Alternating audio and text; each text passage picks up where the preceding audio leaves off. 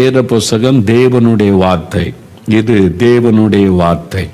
அதனால் இதற்கு வல்லமை உண்டு, ஜீவன் உண்டு. அதை பல விதங்களிலே கர்த்தர் நமக்கு விளங்க பண்ணி இருக்கிறார். ஆண்டவருக்கு நன்றி. இன்றைக்கு சில காரியத்தை சொல்றேன். இதை வாசிக்கிறதுனால, தியானிக்கிறதுனால என்ன பிரயோஜனம்? ஆண்டவர் எழுதி கொடுத்தார்னு சொல்றீங்க, அதில் வல்லம் இருக்கு, ஜீவன் இருக்குன்னு சொல்றீங்க, இதை வாசிக்க சொல்றீங்க, தியானிக்க சொல்றீங்க, ஆராய்ச்சி பண்ணுங்கன்றீங்க. என்ன ஆசீர்வாதம் வரும்? வேகமாக 4 காரியம் சொல்றேன் பாருங்க, நல்ல கவனிங்க. இதை வாசித்து தியானிக்கிறதுனால உண்டாகிற ஆசீர்வாதம். முதலாவது, யோவான் 17ஆம் அதிகாரம் 17ஆம் வசனத்தில் இயேசு சொல்லுகிறார் ஒரு ஜெபத்தில், உம்முடைய சத்தியத்தினாலே அவர்களை பரிசுத்தமாக்கும், உம்முடைய வசனமே சத்தியம். அதாவது இந்த வசனத்துக்கு ஒரு பெயர் சத்திய வசனம். சத்திய வசனம், இது உண்மை, இது தேவனுடைய வார்த்தை. இதற்கு ஒரு வல்லமை இருக்கிறது, நம்மை பரிசுத்தமாக்குகிற வல்லமை. முதலாவது இதை வாசித்தா உங்களுடைய வாழ்க்கையில பரிசுத்தம் வரும். அதுதான் இந்த வேதத்தின் மூலமாய் கிடைக்கிற முதலாவது நன்மை. வேத புஸ்தகத்தில் அப்போஸ்தலர் 17ஆம் அதிகாரம் 11ஆம் வசனத்தை நீங்கள் வாசிக்கும் போது, பெரேயா என்கிற ஒரு பட்டணத்தார், அவங்க பாருங்க, பெரேயான்ற ஒரு பட்டணம் இருக்குது யூரோப்பில். அவங்க முதல் நூற்றாண்டில் ஊழியம் செய்த போது அந்த பட்டணத்தாரை குறித்து பைபிளில் சொல்லியிருக்குது. இந்த பெரேயா பட்டணத்தார் மனோவாஞ்சையாய் வசனத்தை ஏற்றுக்கொண்டு, வசனத்தை கேட்ட மட்டும் போது அதை ஏற்றுக்கொள்ளணும். உள்ளத்தில் வசனத்தை ஏற்றுக்கொண்டு, காரியங்கள் இப்படி இருக்கிறதா என்று தினந்தோறும் வேத வாக்கியங்களை ஆராய்ந்து பார்த்ததினால் தெசலோனிக்கேயில் உள்ளவர்களை பார்க்கிலும் நற்குணசாலிகளாய் இருந்தார்கள். நல்ல குணசாலிகளாய் மாறினாங்க. தெசலோனிக்கேயில் இருக்கிறவங்களும் ரட்சிக்கப்பட்டவங்க தான், அபிஷேகம் பெற்றவங்க தான். ஆனால் அந்த கிறிஸ்தவர்களை விட இவங்க நற்குணசாலிகள், நல்ல குணமுள்ளவளா மாறினாங்க. எப்படி இவங்களுக்கு மட்டும் இப்படி நல்ல குணசாலிகளா மாறினாங்கன்னா, வேத வாக்கியங்களை ஏற்றுக்கொண்டு தினந்தோறும் அதை தியானிச்சாங்களாம், அதை ஆராய்ந்து பார்த்தார்களாம். வேத வசனம் நம்முடைய சுபாவங்களை மாற்றும், நமக்குள்ளே பரிசுத்தத்தை கொண்டு வரும், நல்ல குணநலங்களை நமக்குள்ளே கொண்டு வரும். இதற்கு ஒரு வல்லமை உண்டு, நம்மை பரிசுத்தமாக்குகிற வல்லமை. அதனால்தான் இது பரிசுத்த வேதாகமம் என்று சொல்லப்படுகிறது. பரிசுத்த வேத எழுத்துக்கள், வசனங்கள் என்று சொல்லப்படுகிறது. அதனால்தான் சங்கீதம் 1ஆம் வசனத்தில், கர்த்தருடைய வேதத்தில் பிரியமாயிருந்து இரவும் பகலும் தியானமாயிருக்கிற மனுஷன் பாக்கியவான். வசனத்தை வாசித்த மாத்திரம் போதாது, அதை தியானித்து ஜெபிக்கும் போது அந்த வசனம் நம்மை பரிசுத்தப்படுத்தும். அதனால்தான் 119ஆம் சங்கீதம் 11ஆம் வசனத்தில், நான் பாவம் செய்யாதபடி உம்முடைய வசனத்தை என் இருதயத்தில் வைத்தேன் என்று பக்தன் சொல்லுங்க. ஆண்டவருடைய வசனம் உள்ளத்தில் வந்துட்டா பாவம் செய்யாதபடி அது உங்களை பரிசுத்தமாய் பாதுகாக்கக்கூடிய வல்லமை உள்ளது. அது உங்களை பரிசுத்தத்துக்கு மேலே பரிசுத்தம் அடைய வைக்கும். நீங்க வாசித்து பாருங்க, அது பரிசுத்த வசனம் உங்களோட பேசும். நீங்க சின்ன தப்பு பண்ணா கூட இந்த வசனம் உங்களுக்கு சுட்டி காண்பிக்கும். உடனே நீங்க அழுது ஜெபிப்பீங்க, என்னை பரிசுத்தப்படுத்துங்கன்னு. அப்படியே பரிசுத்தத்தின் மேல பரிசுத்தம் இந்த வசனத்தை வாசிப்பதன் மூலம் உண்டாகும். அதுதான் வேதம் சொல்லுகிறார். அதனால்தான் யோவான் 5:39 இயேசு சொல்லும் போது, வேத வாக்கியங்களை ஆராய்ந்து பாருங்கள், தியானிக்கணும், ஆராய்ந்து பார்க்கணும், அதுல என்ன இருக்குதுன்னு சொல்லி. அதுல சில சம்பவங்களை நீங்க தியானிக்கணும், அதை ஆராய்ந்து பார்க்கணும். கேரக்டர் ஸ்டடின்னு சொல்லுவாங்க. நிறைய பைபிள் கேரக்டர் இருக்கு. யோசேப்பு, ஆபிரகாம், யோசுவா, மோசே, தாவீது அப்படின்னு நிறைய பேர், யோசபாத், ராஜாக்கள், நியாயாதிபதிகள், பவுல், அப்போஸ்தலன், பேதுரு, ஸ்தேவான், இப்படி நிறைய கேரக்டர்கள் ஆண்டவர் எழுதி வச்சிருக்கு. அந்த நீங்க அவங்களோட கேரக்டர் தியானிக்க அவங்களுக்குள்ள இருக்கிற நல் சுபாவங்களை நீங்க அறிய முடியும். அப்ப நீங்க ஆசைப்பட்டு ஜெபிப்பீங்க, என்னையும் அப்படி மாத்துங்க, தாவீதை போல நம்முடைய இருதயத்திற்கு ஏற்றவனா மாற்றுங்க ஆண்டவரே. ஆபிரகாமை போல விசுவாசம் எனக்கு தாங்க ஆண்டவரே, எலியா மாதிரி ஜெப ஆவியை தாங்க ஆண்டவரே, யோப மாதிரி பொறுமை தாங்க ஆண்டவரே, இந்த யோசேப்பை போல பாவத்துக்கு விலகி ஓடுகிற சுபாவம் தாங்க. இதெல்லாம் உங்களுடைய லைஃபை சேஞ்ச் பண்ணும். கேரக்டர் ஸ்டடி, அதை ஆராய்ந்து பார்க்கணும். அதுக்கு தான் இந்த ஸ்டடி பைபிள் நீங்கள் நிறைய பேர் வாங்கியிருக்கிறீங்கள, அதில் இருக்கிறதுக்கு ஒவ்வொரு கேரக்டர் உள்ள நீங்கள் திருப்பினா ஒவ்வொரு கேரக்டரை பற்றி அதில் இருக்கும். அதை வாசித்து தியானித்து அதை வைத்து ஜெபம் பண்ணுங்க. உங்களுடைய வாழ்க்கையில் பரிசுத்தம் உண்டாகும்.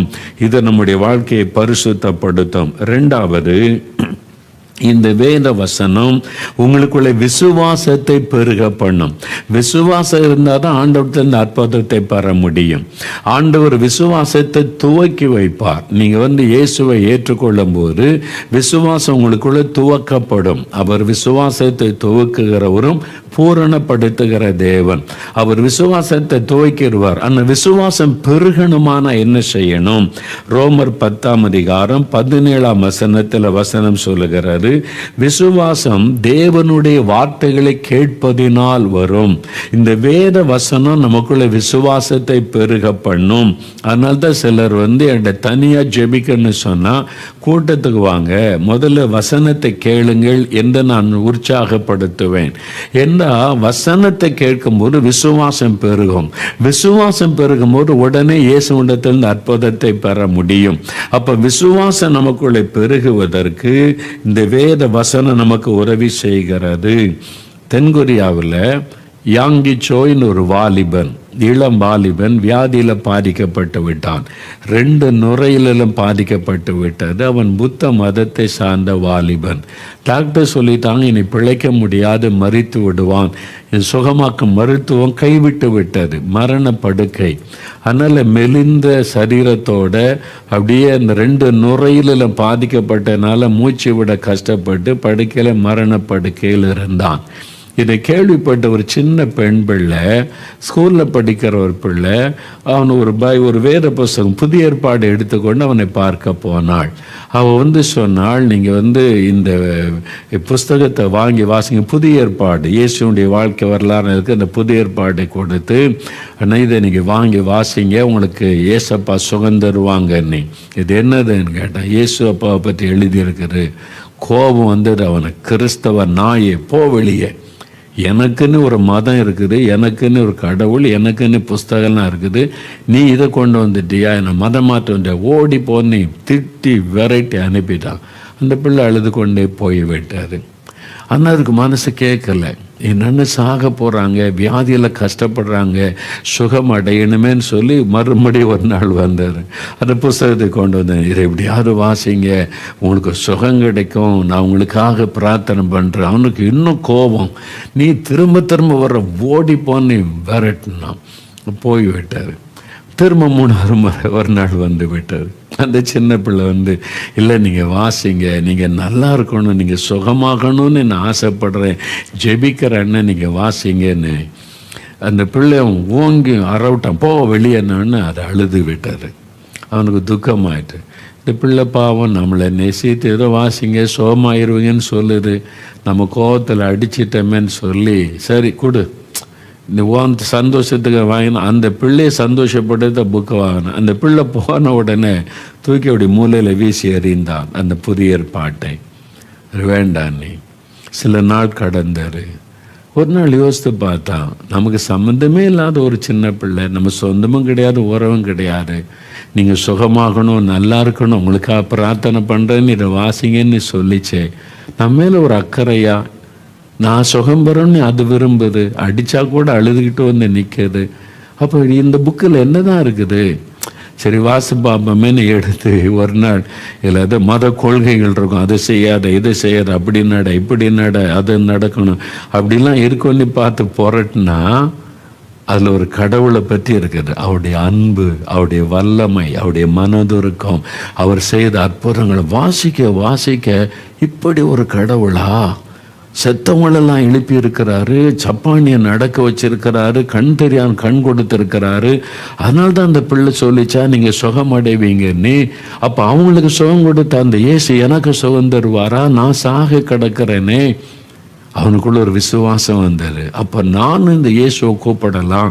அவங்கெல்லாம் கூப்பிட்டாங்க, இயேசு அற்புதம் செய்தார். இயேசுவே என்னையும் குணமாக்கும், எனக்கும் சுகம் கொடுங்க, டாக்டர்ஸ் எல்லாம் கைவிட்டுட்டாங்க, சாக கிடக்கிறேன், ஒரு அற்புதம் செய்யுங்க. இயேசு அவருடைய விசுவாசத்தை எழும்ப பண்ணி ஜெபத்தை கேட்டு அற்புதம் செய்து மரண படுக்கையை மாற்றினார்.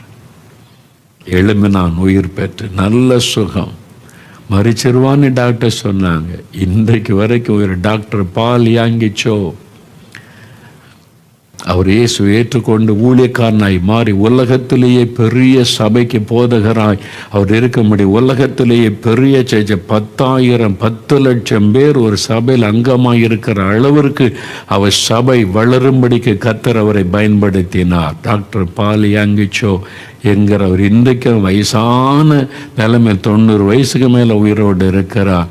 வாலிப வயசுல செத்துருவான்னு சொன்னவங்க இயேசு அந்த அற்புதம் எப்படி அந்த விசுவாசம் வந்தது? அந்த வேத வசனம் உங்களுக்குள்ள விசுவாசத்தை கொண்டு வரும். நீங்க வாசிக்க வாசிக்க பெருக பண்ணும். மூன்றாவது, இந்த வசனம் உங்களுக்கு ஆறுதல் கொடுக்கும்.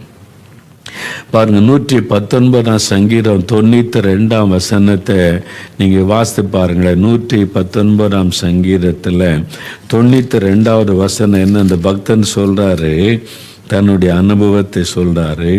உமது வேதம் என் மன மகிழ்ச்சியாய் இராதிருந்தால் என் துக்கத்திலே நான் அமிழ்ந்து போயிருப்பேன். இந்த வேதம் தான் எனக்கு மன மகிழ்ச்சி ஆறுதல் கொடுத்த, இல்லைன்னு நான் துக்கத்தில் அழிஞ்சிருப்பேன். உங்க துக்கம் மாறணும், பயம் மாறணுமா? வசனத்தை வாசிங்க. சார், அப்பாதுரை பிரதர் உங்களுக்கு தெரியல, இயேசுடைய ஊழியத்தில் என் உடன் ஊழியராக இருக்கிறாங்க. அவங்க யூகோ பேங்கில் அசிஸ்டன்ட் மேனேஜராக பல வருஷம் வேலை செய்தாங்க யூகோ பேங்கில். அப்போ ஒரு சமயம் ஒரு பேங்கில் வேலை செய்யும்போது ஒரு பிரான்ச்சில் அவங்க கீழே உள்ள ஒரு அதிகாரி, அவரும் பேங்க் அதிகாரி, இவங்க கீழே வேலை செய்கிறவர்.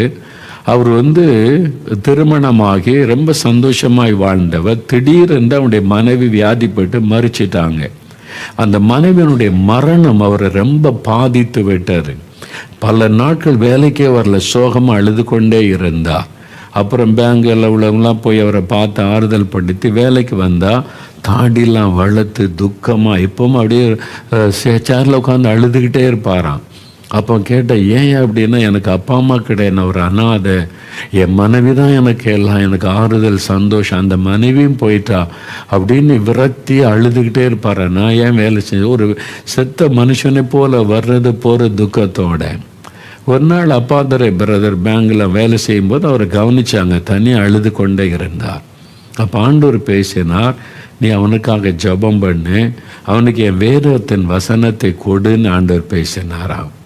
உடனே அவங்க அடுத்த நாள் ஒரு பைபிள் வாங்கிட்டு போய் ஒரு நாள் பேங்க் முடிஞ்சோன்னா உங்கள்கிட்ட ஒரு 5 நிமிஷம் பேசுகிறேன்னு சொன்னார். என்ன பிரதர்னு கேட்டாங்க. நீங்கள் ரொம்ப சோகமாக துக்கமாக இருக்கிறீங்க, நான் என் வார்த்தையினால் உங்களை ஆறுதல் படுத்த முடியாது, நீங்கள் ரொம்ப பாதிக்கப்பட்டிருக்கிறீங்க, நான் உங்களுக்காக நான் ஜெபிக்கிறேன். ஆனால் இந்த வசனம் இதில் இந்த பைபிள் ஆண்டவருடைய வார்த்தை இருக்குது, நீங்கள் வாசிங்க, உங்களுக்கு ஆண்டவர் இதன் மூலமாக பேசுவார், ஆறுதல் கிடைக்கும்னு சொல்லி சங்கீதங்களின் புஸ்தகத்தை காமிச்சாங்க. இவ்வளோ பெரிய புக்கில் அவர் எங்கே ஆரம்பித்து எங்கே படிக்கிற ஒன்றுமே தெரியாது, அவர் கிறிஸ்தவர் அல்லாதவர். அதனால் இந்த சங்கீதன் புஸ்தகம் திருப்பி காமிச்சு இதை வாசிங்க அப்படின்னு அவங்க எடுத்து கொடுத்துட்டு இன்னைக்கு வீட்டில் போய் வாசிங்கன்னு சொல்லி அனுப்புனாங்க. அவர் சரி, நீங்கள் மேலே உள்ள அன்பாக சொல்கிறீங்க, வாசிக்கிறேன்னு போனாராம். அடுத்த நாள் பாருங்க, நெக்ஸ்ட் டே அவர் பேங்க்கு வரும்போது ஷேவ் பண்ணி நல்ல ட்ரெஸ் பண்ணி ஃப்ரெஷ்ஷாக சிரித்த முகத்தோட மகிழ்ச்சியோடு வந்திருக்கிறார். பேங்கில் எல்லாரும் பார்க்குறாங்க, என்னாச்சு இவ்வளோ நாள் சோகமாக இருந்து திடீர்னு ஒரே நாளைக்குள்ள இவ்வளோ பெரிய மாற்றம், நல்ல மகிழ்ச்சியாக வந்திருக்கிறான், எல்லாம் மாறி வந்திருக்கிறான்னு பார்க்குறாங்க. அப்போ அவரு சொன்னாராம், பிரதர் உங்கள்கிட்ட நான் பேசணும்னு சொல்லி பேங்க் முடிஞ்ச உடனே அப்பாதுரை பிரதர்கிட்ட பேசினார். முதலாவது சொன்ன வார்த்தை என்ன தெரியுமா? நேற்றைக்கு நீங்கள் இந்த பைபிளை எனக்கு தராமல் இருந்திருந்தால் நான் இன்னைக்கு உயிரோடு இருந்திருக்க மாட்டேன். நான் நேற்றைக்கு தற்கொலை பண்ணி சாகணும்னு முடிவு எடுத்து விட்டேன். விரக்தியில் எனக்கு யாருமே இல்லை, நான் அனாதை ஆயிட்டேன், இனிமேல் வாழ முடியாதுன்னு சொல்லி இதான் கடைசி நாள் பேங்க் வேலை, இதுக்கப்புறம் நான் தற்கொலை பண்ணி செத்துடணும்னு முடிவோடு தான் நான் கடைசி நாள் பேங்குக்கு வந்தேன். ஆனால் நீங்கள் இந்த பைபிளை எனக்கு கொடுத்து வாசிக்க சொன்னீங்க. நான் இதுவரைக்கும் இதை வாசில ஃபஸ்ட் டைம் நீங்கள் சொன்ன மாதிரி சங்கீதம்னு அதில் இருக்குது. அதை வாசிக்க ஆரம்பித்தா அதுக்குள்ளே இருந்து யாரோ என்கிட்ட பேசுனாங்க. அந்த வார்த்தை நான் இதான் ஃபஸ்ட் டைம் பார்க்குறேன். அந்த வார்த்தை பேசுது. அது பேசுனா எனக்கு ஆறுதலாக இருக்குது, சமாதானமாக இருக்குது, என் காயெல்லாம் மாறுது, எனக்கு ஒரு புது நம்பிக்கை. இந்த வார்த்தைகள் என்னோட பேசினது இதுக்கு இவ்வளோ பெரிய வல்லமாக இருக்குதான்னு ராத்திரி முழுதும் ரொம்ப நேரம் நான் வாசித்தேன். அதை வாசிக்க வாசிக்க எனக்கு ஒரு ஆறுதல், காயம் மாறி எனக்கு ஒரு புதிய நம்பிக்கை, எனக்கு ஒரு புது வாழ்க்கை இருக்குது, எனக்கு ஒரு ஆசீர்வாதம் இருக்கிறது என்பதை இந்த வார்த்தை மூலம் அறிந்து கொண்டேன். அதனால என் சோகம் எல்லாம் நீங்கினது.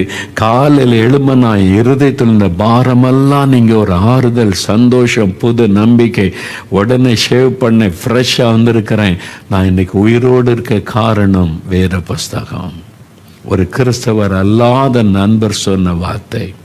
இந்த வேத வசனம் ஆறுதலை கொடுக்கும். நீங்க வாசித்து பாருங்க. ஏன்னா இது தேவனுடைய வார்த்தை. இதற்குள்ளிருந்த ஆண்டவர் உங்களோட பேசுவதை நீங்கள் பார்க்க முடியும், நீங்கள் உணர முடியும். அது உங்களோட பேசும். எங்கள் சித்தி ஒருத்தர், அவங்க பக்கா கிறிஸ்தவர் அல்லாத குடும்பத்தை சார்ந்தவங்க, பக்தி உள்ளவர்கள். ஒரு நாள் இயேசுவை பற்றி அறிந்து இயேசுவை ஏற்றுக்கொண்டாங்க. ஆனால் எங்கள் சித்துப்பாக்கு அது பிடிக்காது. அவங்க ரொம்ப வைராக்கியம் உள்ளவங்க. அதனால் நானே அவங்க வீட்டுக்கு போக முடியாது, கிறிஸ்தவங்களாம் வரக்கூடாதுன்னு சொல்லிடுவாங்க.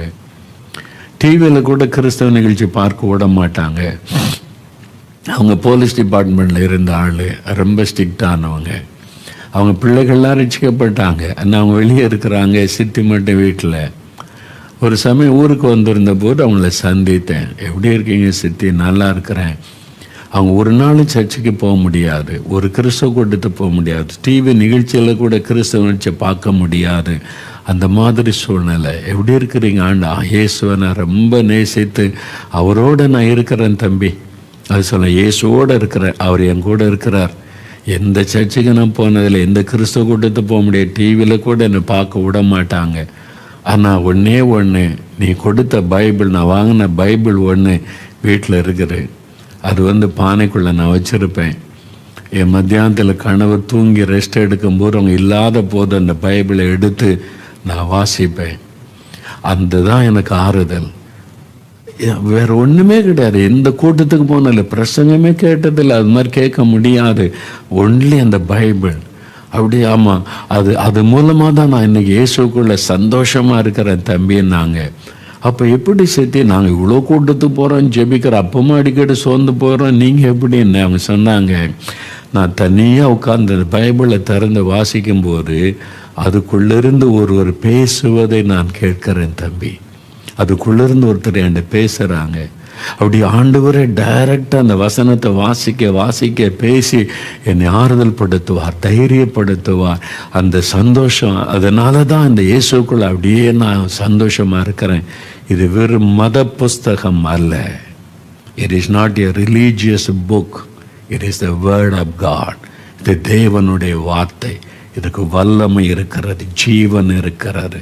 இது மனித கற்பனையினால் எழுதப்பட்ட காப்பியம் அல்ல. வரலாறு, உலகத்தின் வரலாறு, மனுஷனுடைய வரலாறு, தேவனுடைய வார்த்தை. தேவன் எழுதி நம் கையில் கொடுத்திருக்கிற வார்த்தை. அதை உயிர்ப்பிக்கும், ஆறுதல் படுத்தும். அதனால்தான் இது உங்களுக்கு ஆசீர்வாதம், ஆறுதலை கொடுக்கும். கடைசியாக ஒரு காரியம் என்ன தெரியுமா? இது நமக்கு சுகத்தை கொடுக்கும், விடுதலையை கொடுக்கும். வியாதியில் கஷ்டப்படுறீங்களா? இதை வாசித்து பாருங்க. 107 சங்கீதம் 20 வசனத்தில் ஆண்டவர் தம்முடைய வசனத்தை அனுப்பி குணமாக்குகிறாராம். ஆண்டவர் தன்னுடைய வசனத்தை அனுப்பி வியாதியை மாற்றி போடுகிறார் என்று வசனம் சொல்லுகிறாரு. அப்போ இதுக்கு இந்த வசனத்துக்கு பாருங்க வல்லமை. இப்போ நான் உங்களுக்கு சொல்றதெல்லாம் வசனம். மோகலாசனுடைய வார்த்தைகள் உங்களை மாற்ற முடியாது, உங்களை சுகமாக்க முடியாது, விடுதலை கொடுக்க முடியாது. தத்துவம் பேசலாம், நிறைய பேர் தத்துவம் பேசுகிறாங்க. அவ்வளோதான். அந்த நேரத்தில் கேட்டுட்டு அப்படி போயிடும். அவர் அழகாக தத்துவம் பேசுகிறாரு, லைஃபை சேஞ்ச் பண்ணாது. இன்னைக்கு ஏன் நிறைய பேர் பாவத்தை விட்டு மனம் திரும்புகிறேன், அழுது ஜெபிச்சேன், நான் இதுலேருந்து விடுதலை பெற்றேன்னு சொல்ல காரணம் என்ன? நான் தத்துவம் பேசலை, மதத்தை பேசலை, வேர்ட் ஆஃப் காட், தேவனுடைய வார்த்தையை சொல்லுகிறேன். இந்த வசனம் தான் விடுதலை கொடுக்குது, இந்த வசனம் தான் சுகத்தை கொடுக்குது, இந்த வசனம் தான் விசுவாசத்தை பெருக பண்ணுது, இந்த வசனத்தில் தான் எல்லா வல்லமையும் இருக்கிறது. இந்த வசனத்தை எழுதி கொடுத்த தேவன் வல்லமை உள்ளவர். இந்த வேதாகமத்தின் தேவன் வல்லமை உள்ளவர், பரிசுத்தம் உள்ளவர். அதனால் அந்த வசனம் நம்மை பரிசுத்தப்படுத்தும். இந்த வேதாகமத்தின் தேவன் அன்புள்ளவர், அதனால் அந்த அன்பு நமக்குள்ளே உண்டாகும். இந்த வேதாகமத்தின் தேவன் மன்னிக்கிற சுபாவம் உள்ளவர், அதனால் இதை வாசிக்க நமக்குள்ள அந்த சுபாவம் உண்டாகும். இந்த வேதாகமத்தின் தேவன் அற்புதங்களின் தேவன், அதனால் இதை வாசிக்கும் பொழுது அற்புதத்தை பெற்றுக்கொள்ள முடியும். இந்த வேதாகமத்தின் தேவன் சமாதானத்தின் தேவன், அதனால் அதை வாசிக்கும் பொழுது சமாதானம் உள்ளத்தில் உண்டாகும். இந்த வேதாகமத்தின் தேவன் ஆறுதலின் தேவன், அதனால் அதை வாசிக்கும் போது ஆறுதல் உண்டாகும். இந்த வேதாகமத்தின் தேவன் அதிசயங்களை செய்கிறவர், விடுதலை தருகிறவர், அதனால் இதை வாசிக்கும் போது நமக்குள்ளே விடுதலை உண்டாகும். அந்த வேதாகமத்தின் தேவன் இதன் மூலமாய் நம்மோடு பேசுகிறார், சந்திக்கிறார். கடைசியாக ஒரு அனுபவத்தை சொல்லி ஜெபிக்க போகிறோம். எனக்கு ஒரு சகோதரரை தெரியும், பிஸ்னஸ் மேன், இயேசுவை நேசிக்கிறவங்க, ஜெபிக்கிறவங்க. ஒரு நாள் வியாதிப்பட்டு விட்டார்கள். ஆஸ்பத்திரியில் கொண்டு போய் சேர்த்துருந்தாங்க. லட்சக்கணக்காக எவ்வளோ பணத்தை செலவு பண்ணிட்டாங்க.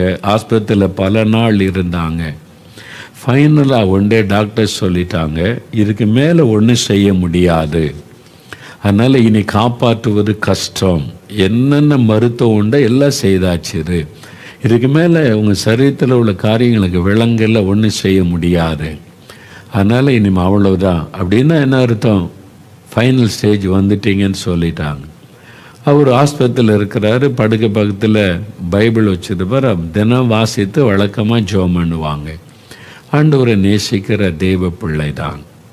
அந்த சமயத்தில் ஒரு நாள் டாக்டர்ஸ் அப்படி சொன்ன சமயத்தில் ஒரு நாள் அவர் பைபிள் எடுத்து வாசிக்கும். அன்றைக்கு வழக்கமாக வாசித்து கொண்டே வரும்போது 118வது சங்கீதம் 17-18 வசனங்கள், அந்த வசனத்தை கொண்டு ஆண்டவர் பேசினாராம். அந்த அதிகாரத்தில் 29 வசனம் இருக்குது. அப்படி வாசித்து கொண்டே வரும்போது அந்த 2 வசனத்தை கொண்டு ஆண்டவர் பேசினாராம். என்ன பேசினார் பாருங்க. அந்த வசனத்தை நான் வாசிக்கிறேன். 118ஆம் சங்கீதம் 17-18 வசனம். நான் சாகாமல் பிழைத்திருந்து கர்த்தருடைய செய்கைகளை விவரிப்பேன். கர்த்தர் என்னை வெகுவாய் தண்டித்தும் என்னை சாவுக்கு ஒப்பு கொடுக்கவில்லை. இந்த வசனம் வாசிக்கும் போது ஆண்டவருடைய உள்ளத்தில் பேசினதை உணர்ந்தாராம். நான் சாகாமல் பிழைத்திருந்து கர்த்தருடைய செய்கைகளை விவரிப்பேன். டாக்டர் சொல்லிட்டாங்க, இனி ஒன்றும் செய்ய முடியாது, இனி அவ்வளோதான், மரணம் அப்படின்னு. ஆண்டவர் சொல்கிற அந்த வசனத்தின் மூலமாக தேற்றுகிறார். நீ சாகாமல் பிழைத்திருந்து என் செய்கைகளை மற்றவங்களுக்கு சொல்லுவேன். அந்த வசனத்துக்கு அர்த்தம், கர்த்தர் என்னை வெகுவாய் தண்டித்து. அப்போ ஏன் எனக்கு இந்த வியாதினா, கர்த்தர் தண்டிக்கிறார், சிட்சிப்பார், நம்மளை பரிசுத்தப்படுத்துறதுக்கு. நமக்கு தப்பு பண்ணால் குழந்தைகளை அடிக்கிற மாதிரி ஆண்டவர் சிட்சித்து நம்மை பரிசுத்தப்படுத்துவார். அதை கர்த்தர் என்னை வெகுவாய் தண்டித்தும், அவர் சிட்சித்து பரிசுத்தப்படுத்தியும் என்னை சாவுக்கு ஒப்பு கொடுக்கவில்லை. அவர் சொல்ற, நான் சாக மாட்டேன். டாக்டர்ஸ் என்ன ஒன்று சொல்ல, மருத்துவம் அந்த ரிப்போர்ட்டை சொல்லும், நான் சாக மாட்டேன். வசனம் சொல்லுது, நான் சாகாமல் பிழைத்திருந்து கர்த்தருடைய செய்கைகளை விவரிப்பேன். ஆண்டவர் தன்னோடு பேசினதை உணர்ந்த உடனே இந்த வசனத்தை சொல்லி சொல்லி ஸ்தோத்திரம் பண்ணினார். ஆண்டவரே, நான் சாகாமல் பிழைத்திருந்து கர்த்தருடைய செய்கைகளை விவரிப்பேன். நீர் வெகுவாய் தண்டித்தும் என்னை சாவுக்கு ஒப்பு கொடுக்கவில்லை. நான் சாக மாட்டேன், பிழைத்திருந்து இயேசுவின் மகிமை எல்லாருக்கும் சொல்லுவேன். இதை சொல்லி சொல்லி சொல்லி ஸ்தோத்திரம் பண்ண பண்ண பண்ண சரீரத்தில் மாற்றம், விடுதலை. அந்த நோய் மறைந்தது, மரண கட்டு மாறினது. டாக்டர்ஸ் ஆச்சரியப்பட்டு போனாங்க, எப்படி உங்களுடைய சரீரத்தில் இந்த மாற்றம்? வசனம், கர்த்தருடைய வசனம் சுகத்தை கொடுக்கும், விடுதலை கொடுக்கும், நமக்குள்ள விசுவாசத்தை பெருக பண்ண, மாறுதல் படுத்தும், வழி நடத்துதலை கொடுக்கும், தேவ ஆலோசனையை நமக்கு தரும். இதுதான் பொக்கிஷம். அதனால நீங்க இந்த வேத வசனத்தை தேவனுடைய வார்த்தையா ஏற்றுக்கொண்டு வாசித்து பாருங்க, உங்களுடைய லைஃப்ல பெரிய ஆசீர்வாதத்தை காண்பீங்க. அதனால இன்றைக்கு இப்போ நம்ம ஜெபிக்க போற ஆண்டவரே, இந்த வேத புஸ்தகத்திற்காக நன்றி. உம்முடைய வார்த்தையா நான் விசுவாசிக்கிறேன். இதன் மூலமா என்னோடு பேசுங்க, என்னை பரிசுத்தப்படுத்துங்க, ஆறுதல் படுத்துங்க, என் விசுவாச பலப்படுத்துங்க, எனக்கு சுகம் கொடுங்க. நீ ஜெபிக்கலாமா? எல்லாரும் எழுந்து நில்லுங்க. பைபிளை கையில் எடுத்துக்கொள்ளுங்க, வேதத்தை கையில் எடுத்துக்கொள்ளுங்க, பைபிளை கையில் எடுத்துக்கொள்ளுங்க. இது தேவனுடைய வார்த்தை. நல்லா, இது ஒரு மத புஸ்தகம் அல்ல, இதில் மத கொள்கைகள் எழுதப்படலை. அது மனுஷனுடைய வாழ்க்கை முறைகளும், நம்மை சிருஷ்டித்த தேவன் யார் என்பதும், அவருடைய சுபாவம் என்ன, அவர் நமக்கு வைத்திருக்கிற ஆசீர்வாதங்கள் என்ன, மரணத்திற்கு பிறகு நமக்கு தேவன் வைத்திருக்கிற ஆசீர்வாதங்கள் என்ன, இந்த உலகத்தில் கர்த்தர் வைத்திருக்கிற ஆசீர்வாதம் எல்லாம் அதில் இருக்கிறது. ஆண்டவர் ஒரு தகப்பன் தன் பிள்ளைக்கு எழுதின காதல் கடிதம் போல இது ஆண்டவர் எழுதி நம் கையில் தந்துற. எல்லாம் பைபிளை கையில் எடுத்துக்கொள்ளுங்க, அப்படி விரித்து கொள்ளுங்க, அது மேலே கை வைங்க. ஆண்டவரே, இந்த வேத புஸ்தகத்திற்காக ஸ்தோத்திரப்பான்னு குட்டி பிள்ளைகள் கூட உங்கள் பைபிளை திறந்து அது மேலே கை வைங்க. Jesus, I thank you for my Bible, I believe it is the word of God. அப்படி சொல்லுங்க, இது தேவனுடைய வார்த்தை என்பதை நான் விசுவாசிக்கிறேன். தகப்பனே, ஆண்டவரே, இது உம்முடைய வார்த்தை, இது தேவனுடைய வார்த்தை, இதை எழுதி எனக்கு தந்ததற்காய் ஸ்தோத்திரம். நான் அதற்காக உம்மை துதிக்கிறேன். இது தேவனுடைய வார்த்தை என்பதை விசுவாசிக்கிறேன். ஆண்டவரே, இந்த வேதாகமத்தின் தேவனை விசுவாசித்து நான் உம்மை துதிக்கிறேன், ஸ்தோத்தரிக்கிறேன். இந்த வசனத்தை கொண்டு என்னோடு நீங்க பேசுகிறதற்காய் நன்றி. என் விசுவாசம் என்னை பரிசுத்தப்படுத்துகிறதற்காய் ஸ்தோத்திரம். இதன் மூலம் என்னை ஆறுதல் படுத்துகிறதற்காய் ஸ்தோத்திரம். இதன் மூலமாய் என் விசுவாசத்தை பெருக பண்ணுகிறதற்காய் ஸ்தோத்திரம். எனக்கு சுகம் தருகிறீர், விடுதலை தருகிறீர், ஸ்தோத்திரம். என்னை வழி நடத்துகிறீர், ஸ்தோத்திரம். இந்த வேத வார்த்தைக்காக ஸ்தோத்திரம், ஸ்தோத்திரம், ஸ்தோத்திரப்பா. நான் இதை நேசிக்கிறேன், தினந்தோறும் அதை வாசிப்பேன், இதை நான் ஆண்டவரை விசுவாசிப்பேன், இந்த வசனத்தை தியானிப்பேன், இந்த வசனத்தை ஆராய்ந்து பார்ப்பேன், இந்த வசனத்தை இருதயத்திலே பதித்துக் கொள்ளுவேன், இந்த வசனத்தின்படி நடக்க என்னை ஒப்பு கொடுக்கிறேன், ஒப்பு கொடுக்கிறேன். இயேசு கிறிஸ்துவின் நாமத்தில் இந்த வேத பொக்கிஷத்திற்காய் ஸ்தோத்திரம், ஸ்தோத்திரம். இயேசு கிறிஸ்துவின் நாமத்தில் நாங்கள் ஜெபிக்கிறோம் பிதாவே. ஆமேன், ஆமேன். என் ஆத்துமாவே கர்த்தரை ஸ்தோத்திரி, என் முழு உள்ளமே அவருடைய பரிசுத்தமுள்ள நாமத்தை ஸ்தோத்திரி. என் ஆத்துமாவே கர்த்தரை ஸ்தோத்திரி, அவர் செய்த சகல உபகாரங்களை மறவாதே. ஆமேன், ஆமேன். ஆண்டவருக்கு ஸ்தோத்திரம். சந்தோஷமா இருக்கீங்களா? இன்றைக்கு வசனத்தை எப்பவும் உங்களோட வைத்துக் கொள்ளுங்க. எங்கே போனாலும் பைபிளை எடுத்து வைக்க மறந்துடாதங்க. காலையில் அதிகாலையில் ஒரு பக்தன் சொல்லுகிறார், உம்முடைய வசனத்தை தியானிக்கும்படி நான் குறித்த ஜாமத்திற்கு முன்பே விழித்து கொள்ளுவேன். 119 சங்கீதத்தில் அவர் சொல்லுகிறார், நீங்களும் அதிகாலையில் எழும்பி நல்லா அப்போ மைண்டு ஃப்ரெஷ்ஷாக இருக்கும். அதிகாலையில் எந்த குழப்பம் இருக்குது, அப்படியே உட்காந்து வசனத்தை தியானித்து அப்படியே ஆண்டவரே என் கூட பேசுகிறீர், நன்றி ஆண்டவரேன்னு சொல்லி அது உங்களுக்குள்ள பரிசுத்தத்தை கொண்டு வரும், விசுவாசத்தை பெருக பண்ணும், அது உங்களுக்கு ஒரு கைடன்ஸ் கொடுக்கும். அதன் மூலமாக உங்களுக்கு சுகம் உண்டாகும், விடுதலை உண்டாகும், ஆறுதல் உண்டாகும். அந்த வசனத்தை நீங்கள் ஏற்றுக்கொள்ளணும், வசனத்துக்கு இடம் கொடுக்கணும். தினந்தோறும் வாசிக்க மறவாதிருங்க. குடும்பமாக பைபிள் ஸ்டடி பண்ணுங்க. அதுக்கு தான் அந்த பைபிள் வாங்கியிருக்கிறீங்கல்ல, வாழ்வியல் வேதாகமும் ஆராய்ச்சி பைபிள். வாரத்தில் ஒரு நாளாவது ஃபேமிலியாக உட்காந்து ஒரு மணி நேரம் ஒன்லி பைபிள் ஸ்டடி பண்ணுங்க. அதில் கேரக்டர் ஸ்டடி இருக்குது, ஒவ்வொரு கேரக்டரை பற்றி அந்த பைபிளில் இருக்கும். நீங்கள் அதை பார்த்தீங்கன்னா வசனத்தோடு இருக்கும், அவங்கள பற்றி ஒவ்வொரு புக்கை பற்றி இருக்கும். நீங்கள் ஃபேமிலியாக உட்காந்து பைபிள் ஸ்டடி பண்ணுங்க. சபைன்னா என்ன, ஆவியானவர்னா என்ன, பரலோகம்னா என்ன, ரெண்டாம் வருகன்னா என்ன, இனிமேல் என்ன நடக்கும், சாத்தான் எப்படி செயல்படுகிறான், ஆண்டவர் எப்படி எப்படிப்பட்ட கிரியை செய்கிறார், அதெல்லாம் நீங்கள் அதில் இருக்குது. நீங்கள் ஒவ்வொரு டாப்பிக்கும் அடுத்து வாரத்தில் ஒரு நாள் ஃபேமிலி ஸ்டடி, பைபிள் ஸ்டடி பண்ணுங்க. குடும்பமாக உட்காந்து நீங்களே பேசி வசனத்தை பற்றி ரொம்ப மகிழ்ச்சியாக இருக்கும். பாருங்களேன், எவ்வளோ அற்புதமான புக்கு தெரியுமா? தேவனுடைய வார்த்தை, God's word, word of God, தேவனுடைய வார்த்தை. அது இது மத புஸ்தகம் கிடையாது, இது தேவனுடைய வார்த்தை. எல்லா மனிதர்களுக்கும், இந்த உலகத்தில் பிறந்திருக்கிற எல்லா மனிதர்களுக்கும் தேவன் எழுதி கொடுத்திருக்கிற பொக்கிஷம். இது ஒரு மதத்திற்குரிய புஸ்தகம் நீ நினைக்காத, இது உங்களுக்குரியது. நீங்க எந்த மதத்தை சார்ந்திருந்தாலும், எந்த நம்பிக்கை உள்ளவளாக இருந்தாலும், உங்களுக்குரிய தேவனுடைய வார்த்தை அதில் இருக்குது. நீங்க வாசிக்கும் போது பெரிய மகிழ்ச்சி அடைவீங்க. அதனால் இதை பயன்படுத்துங்க, ஜெபம் பண்ணுங்க.